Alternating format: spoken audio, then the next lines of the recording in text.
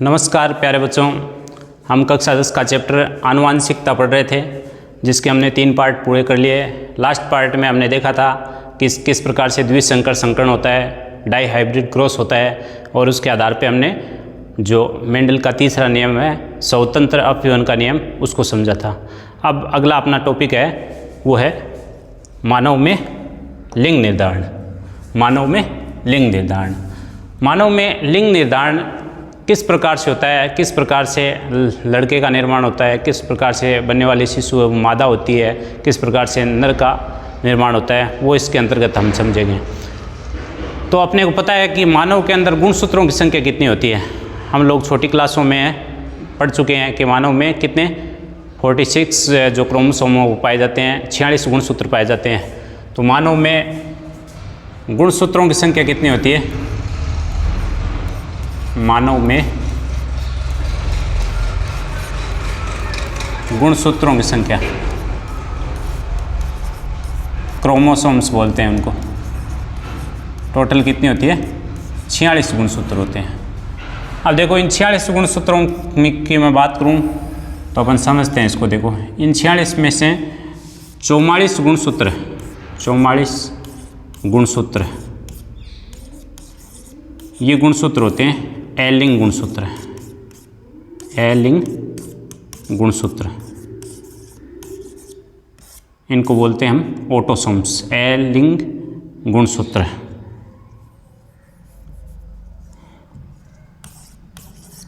गुणसूत्र, इनको autosome chromosomes बोलते हैं, ठीक है। और ये नर और मादा दोनों में पाए जाते हैं समान रूप से, नर व मादा दोनों में समान रूप से पाए जाते हैं, समान होते हैं ये। और काम क्या करते हैं ये? तो ये काम करते हैं शरीर निर्माण, जो बॉडी फॉर्मेशन होती है, शरीर निर्माण में सहायक होते हैं, शरीर निर्माण में सहायक होते हैं। समझ में आ गई बात कि मनुष्य में जो टोटल 46 गुणसूत्र है, 46 क्रोमोसोम है, उनमें से 44 गुणसूत्र है वो एलिंग गुणसूत्र होते हैं, ऑटोसोम्स होते हैं। ये नर और मादा में क्या होते हैं? समान होते हैं, नर और मादा दोनों में समान पाए जाते हैं, जो क्या करते हैं? शरीर के निर्माण में सहायता करते हैं। बात समझो आगे। जो 2 गुणसूत्र होते हैं, 2 गुणसूत्र, उनको बोलते हैं हम लिंग गुणसूत्र। 2 गुणसूत्र होते हैं, उनको बोलते हैं लिंग गुणसूत्र, लिंग गुणसूत्र, सेक्स क्रोमोसोम बोलते हैं इनको, लिंग गुणसूत्र या सेक्स क्रोमोसोम। इनको फिर अपन 2 भागों में बांट देते हैं। कैसे? एक तो नर के अंदर अलग होते हैं, ये मादा के अंदर अलग होते हैं। ये 44 गुणसूत्र तो एक से होते हैं, नर हो चाहे मादा हो, समान होते हैं, और ये क्या काम करते हैं? शरीर के निर्माण में सहायक होते हैं। लेकिन ये 2 गुणसूत्र होते हैं जो लिंग का निर्धारण करते हैं, वो अलग अलग होते हैं। वो नर के अंदर पाया जाता है XX गुणसूत्र, XY गुणसूत्र, XY गुणसूत्र, और मादा के अंदर जो होते हैं वो होते हैं XX गुणसूत्र। कौन से होते हैं? XX गुणसूत्र। तो नर के अंदर 44 और 2 अपन बात करें तो 46 हो गए, और मादा की बात करें तो 44 इधर 2 XX तो 46 हो गए। ये गुणसूत्र होते हैं, ये क्या काम करते हैं? लिंग का निर्धारण का काम करते हैं, लिंग निर्धारण का कार्य करते हैं। एक बार दोबारा देख लीजिए आप कि मनुष्य में या मानव के अंदर गुणसूत्रों की संख्या कितनी होती है? टोटल 46, जिनमें से 44 गुणसूत्र है उनको कहा जाता है एलिंग गुणसूत्र, जो नर और मादा में क्या होते हैं? समान होते हैं, और क्या काम करते हैं? शरीर निर्माण में सहायता करते हैं, बॉडी फॉर्मेशन में सहायक होते हैं। जबकि 2 गुणसूत्र है उनको कहा जाता है लिंग गुणसूत्र, जो नर के अंदर अलग होते हैं XY, और मादा के अंदर XX। नर के अंदर तो XY गुणसूत्र होता है, मादा के अंदर XX गुणसूत्र पाए जाते हैं। इसके आधार पर ही अपन देखते हैं कि नर के आधे शुक्राणु कैसे हो जाते हैं? X के, और आधे शुक्राणु कैसे होते हैं? Y के। लेकिन मादा में अंडाणु XX का ही होता है। मादा में तो दोनों जो अंडाणु जितने भी होंगे सारे किसके होंगे? X के।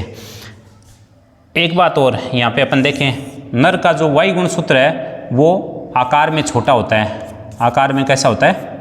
छोटा। नर का जो Y गुणसूत्र आकार में छोटा होता है और आगे से मुड़ा हुआ होता है, आगे से मुड़ा हुआ होता है। मुड़ा हुआ होता है ये। ठीक है, अब देखते हैं अपन इसको एक चार्ट की सहायता से। इतना समझ गए होंगे आप पूरा। लिंग निर्धारण का अपन बात करते हैं। अपन बात करते हैं पहले नर की।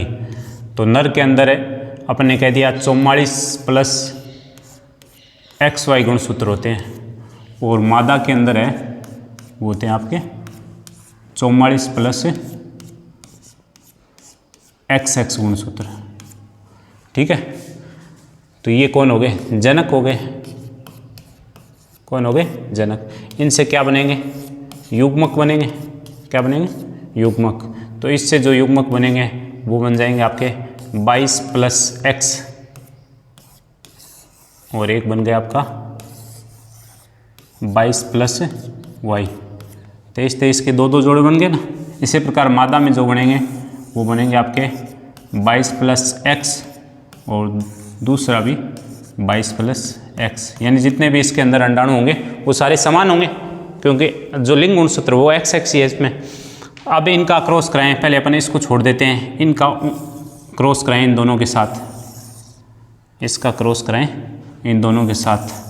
तो देखो 22 और 22 जुड़ के कितने हो गए? 44, और ये X और ये X जुड़ के क्या हो गया? Plus XX। तो उत्पन्न होने वाली संतान बताओ क्या होगी? अब यदि दोनों XX गुणसूत्र मिलते हैं तो लड़की उत्पन्न होती है। क्या उत्पन्न होती है? लड़की। तो उत्पन्न होने वाली संतान क्या हो जाएगी? लड़की। इधर 22 और ये 22 कितने हो गए? 44, और ये X और ये X मिलके 22, 44 प्लस XX हो गया। तो उत्पन्न होने वाली संतान क्या हो जाएगी? लड़की। अब इधर Y गुणसूत्र इसके साथ मिलता है, तो 22 और 22 तो कितने हो गए? 44 प्लस X और Y मिलके क्या हो गया? XY। तो ये उत्पन्न होने वाली संतान क्या हो जाएगी? लड़का। और इधर 22 और 22 कितने हो गए? 44 प्लस XY। तो उत्पन्न होने वाली संतान क्या हो गया? लड़का। दोबारा देख लीजिए एक बार। यहाँ पे अपन ने देखा कि मानव में लिंग निर्धारण में टोटल 46 गुणसूत्र होते हैं, उसमें से 44 गुणसूत्र होते हैं वो आपके एलिंग गुणसूत्र जो नर और मादा में समान होते हैं, शरीर के निर्माण में सहायक होते हैं। और 2 गुणसूत्र होते हैं वो लिंग गुणसूत्र होते हैं, जो नर में तो होते हैं XY और मादा में होते हैं XX। यानी XX है तो मादा है, और XY है तो नर है। नर का यदि मान लो X गुणसूत्र है, X जो शुक्राणु है वो जाएगा, X शुक्राणु जाएगा। मादा से तो X ही आना है, तो ये 22 और 22 तो मिलके 44 हो जाएंगे, और ये X और X मिलके, और यहाँ पे 44 प्लस